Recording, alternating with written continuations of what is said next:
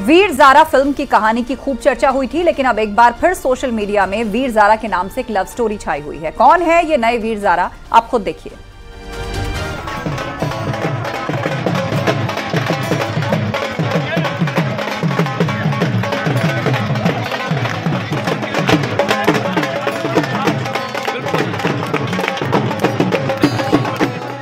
ये है फिल्म के वीर ज़ारा और ये है असल जिंदगी के वीर ज़ारा। जिस तरह वीर ज़ारा फिल्म में एक दूसरे का इंतजार दोनों ने किया था, उसी तरह असल जिंदगी में भी कोलकाता के समीर और कराची के जावरिया ने एक दूसरे का इंतजार किया।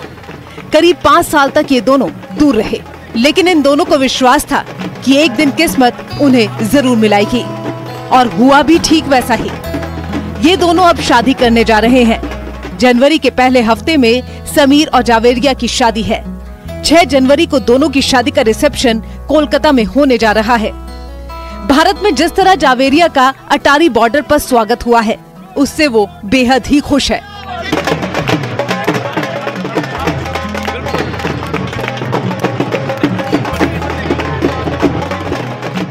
When you could see him, you know, from this side of the border and you were crossing and he on the other side, जैसे फिल्मों में होता है वैसे ही हुआ क्या? बिल्कुल, I could not believe that this is happening. Oh my God, this is real. So yeah, that was my reaction. So anybody from your family, will they come to attend the marriage? How many days visa have you got and how do you look thereafter? I've got a visa for 45 days and the validation is for 6 months. And I am actually, hoping the Indian government will help us with the visas for my family, so they can join us in the wedding. But so let's see what happens. वो भारत के लोगों का शुक्रिया अदा करते नहीं थक रही। जावेरिया का कहना है कि भारत आने पर उन्हें एक बेटी के जैसा सम्मान और प्यार मिला है। जावेरिया का कहना है पाकिस्तान से होने के कारण उन्हें पता था कि भारत आने के बाद उनकी कहानी चर्चा का मुद्दा होगी, लेकिन जावेरिया और समीर दोनों पहले से इनके लिए तैयार थे। समीर के मुताबिक ये लव स्टोरी मई 2018 में शुरू हुई। उस समय वे जर्मनी में पढ़ाई कर रहे थे और बीच में ब्रेक लेकर कोलकाता में अपने घर आए थे। समीर ने मां के फोन पर जावेरिया की तस्वीर देखी और उसमें अपनी दिलचस्पी जाहिर की। उन्होंने अपनी मां से कहा कि वो जावेरिया से शादी करना चाहते हैं, जिसके बाद मां ने पाकिस्तान में जावेरिया के माता पिता से शादी की बात चलाई, जिसके बाद जावेरिया के माता पिता तैयार हो गए। जावेरिया और समीर 2018 में ही शादी कर लेना चाहते थे, लेकिन 2 बार जावेरिया का वीजा खारिज हो गया। उसके बाद कोविड के कारण भारत आना जावेरिया के लिए संभव नहीं था, लेकिन दोनों ने हौसला रखा। उन्हें यकीन था कि वो दिन आएगा जब दोनों एक साथ होंगे। हालात बेहतर हुए तो एक बार फिर जावेरिया ने वीजा के लिए अप्लाई किया और इस बार उनका वीजा मंजूर कर लिया गया। To get in touch with her beloved and get married. Their marriage is on 6th. We'll definitely report then. But now let's talk to them. Sameer, it's love, but it was not easy, right? See, it was love at first sight, and yeah, what is easy in life? Anything you do in life, whether it's your studies, whether it's your business, you have to face a lot of hurdles, and this was a part of it. And we both have been very supportive with each other, and we knew that it will take time, but we did not lose any hope, and finally we got the result, ma'am.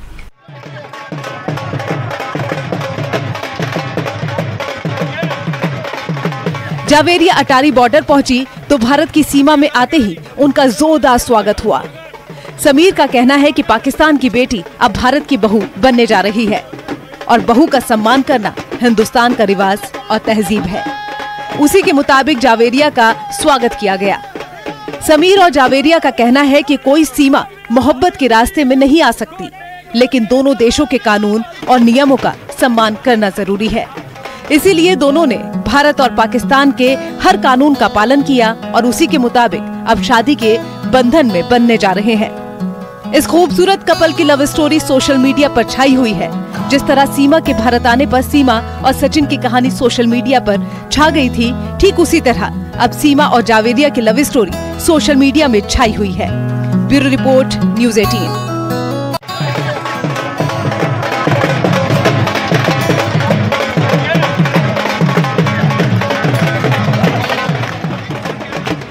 80 का दूल्हा, 75 की दुल्हन और 15 साल लंबा इंतजार। यह हैरान करने वाली लव स्टोरी उत्तर प्रदेश के प्रतापगढ़ की है, जहां 15 साल बाद एक बार पति पत्नी एक हो गए।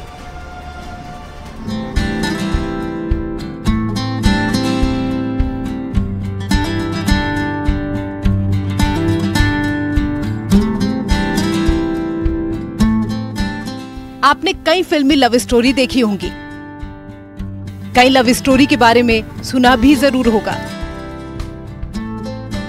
लेकिन आज हम आपको एक ऐसी कहानी के बारे में बताएंगे जिसे देखकर आप भी हैरान रह जाएंगे।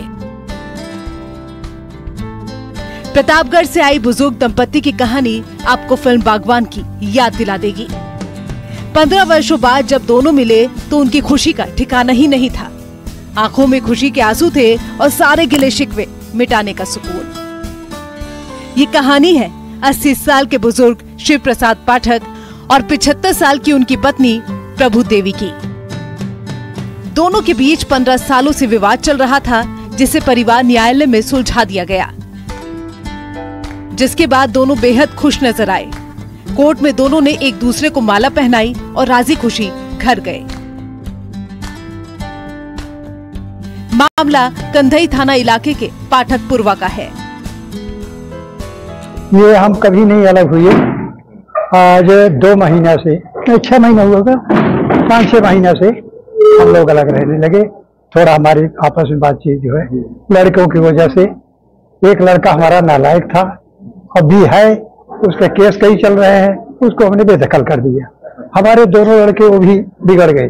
हमने 6-7 महीने हो गया, मार देखे रहे, चली गए, फिर आए तो हम बाहर चली गए, हट गए मनगढ़, तो फिर पाए सब बताए लिया कि आए थे, तो फिर आए ही। 15 सालों तक एक दूसरे से दूर रहे बुजुर्ग दंपति शनिवार को एक होने के बाद कोर्ट परिसर की एक बेंच पर जा बैठे और घंटों बातें करते रहे। पति पत्नी एक दूसरे से पुरानी यादें साझा करते रहे। बात करते करते दोनों की आंखें भर आई। शिव प्रसाद पाठक लोक निर्माण विभाग के रिटायर्ड कर्मचारी हैं। रिटायर होने के बाद वे अपनी पत्नी प्रभु देवी और 3 बेटों और उनके परिवार के साथ रहने लगे, लेकिन कुछ दिन बाद बेटों ने बुजुर्ग दंपति के बीच फूट डालकर उन्हें अलग कर दिया। इसके बाद शिव प्रसाद बड़े बेटे के साथ और उनकी पत्नी प्रभु देवी सबसे छोटे बेटे के साथ रहने लगे, लेकिन धीरे धीरे हालात इतने बिगड़ गए कि उनके बीच बातचीत भी बंद हो गई। मामला कोर्ट तक पहुंच गया, लेकिन आखिरकार कोर्ट और काउंसलर उनके बीच सुलह करने में कामयाब रहे। ये मामला जो है हमारी प्रिंसिपल जज फैमिली कोर्ट साहब श्री सुरेश चंद्र आर्या जी की कोर्ट में लंबित था, जिसमें जो हस्बैंड की आयु है वो 90 वर्ष की थी और पत्नी जो है 85 वर्ष की थी। पत्नी ने मेंटेनेंस के लिए अपने पति के ऊपर केस किया हुआ था, तो उनका आपस में सुलह समझौता प्रधान न्यायाधीश परिवार न्यायालय ने कराया है और दोनों ही आज एक साथ होकर के जा रहे हैं और वो मुकदमा खत्म हो गया। इन दोनों में बहुत इंतफाकी हो गई थी, एक दूसरे ऊपर भारी ब्लेम लगा रहे थे। बीच में वो खारिज जो दोबारा फिर दायर किया गया, जिसमें अथक परिश्रम से आज जो है सफलता प्राप्त हुई और एक दूसरे के साथ रहने के लिए, साथ जीने के लिए, साथ मरने के लिए तैयार हैं और ये वैदिक रीत के हिसाब से एक दूसरे के साथ रहेंगे। 15 साल तक दूर रहने के बाद अब ये दोनों फिर से साथ साथ आ गए हैं और हर कोई इन्हें साथ देखकर बेहद खुश है और इनकी खुशी का तो मानो ठिकाना ही नहीं है। न्यूज़ 18 के लिए प्रतापगढ़ से रोहित सिंह की रिपोर्ट।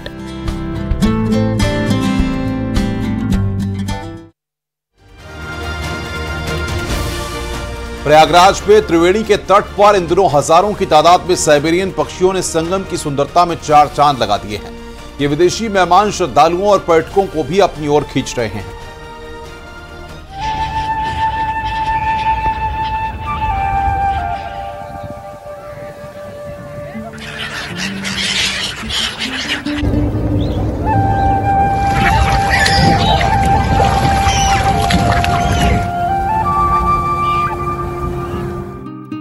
संगम नगरी में जनवरी में माघ मेले की शुरुआत होनी है, लेकिन माघ मेले से पहले ही संगम तट पर 7 समंदर पार से आए हुए पक्षियों का मेला शुरू हो गया है।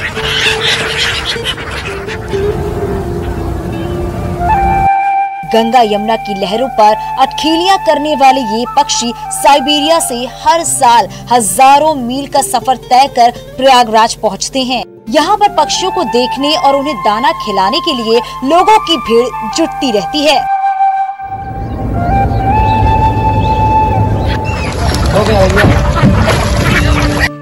प्रयागराज में हर साल जनवरी में माघ मेले का आयोजन होता है। माघ मेले के साथ ही प्रयागराज में गंगा यमुना की लहरों पर दूध जैसे सफेद दिखने वाले साइबेरियन पक्षियों का जमावड़ा लगा रहता है।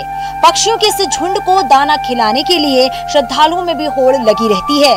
संगम स्नान के लिए आने वाले श्रद्धालु नाव से नदी के बीच धारा में स्नान करने जाते हैं और इसी दौरान इस बीच नदी की धारा में अटखेलियां करने वाले पक्षियों के झुंड को लोग दाना खिलाते हैं।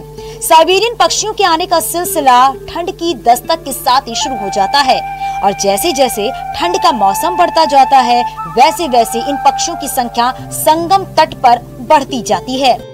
धीरे धीरे पक्षियों की ये संख्या संगम और उसके पास हजारों की संख्या में हो जाती है। माघ मेले के समय संगम पर पक्षियों की संख्या चरम पर दिखती है।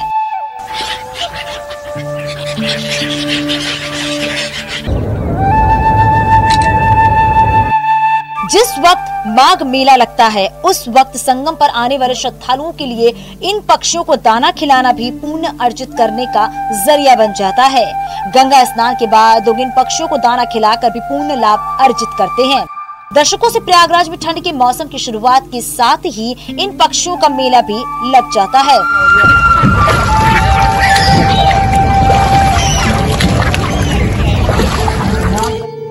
साइबेरिया मूल के इन पक्षियों को प्रयागराज में उनके अनुकूल मौसम मिलता है और इसी कारण हर साल ठंड की शुरुआत के साथ ही इन प्रवासी पक्षियों का आगमन होता है और माघ मेले के बाद गर्मी की दस्तक के साथ ही ये पक्षी वापस चले जाते हैं। Bureau report, news 18।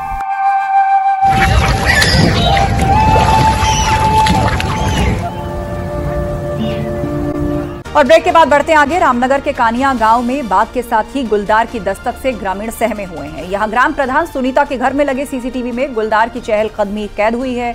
गुलदार घर के सामने रोड पर टहलता हुआ नजर आ रहा है। ग्रामीण इस वीडियो के सामने आने के बाद से दहशत में है और लोगों ने वन विभाग से इस गुलदार को पकड़ने की मांग की है।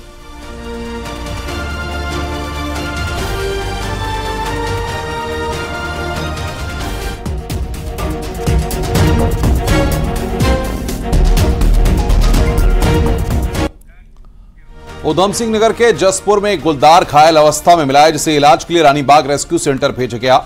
बताया जा रहा है कि यह गुलदार करीब 1 साल का है, जो गन्ने के खेत पे घायल पड़ा हुआ था, जिसे रेस्क्यू सेंटर रानीबाग भेजा गया है, जहां गुलदार का इलाज किया जा रहा है।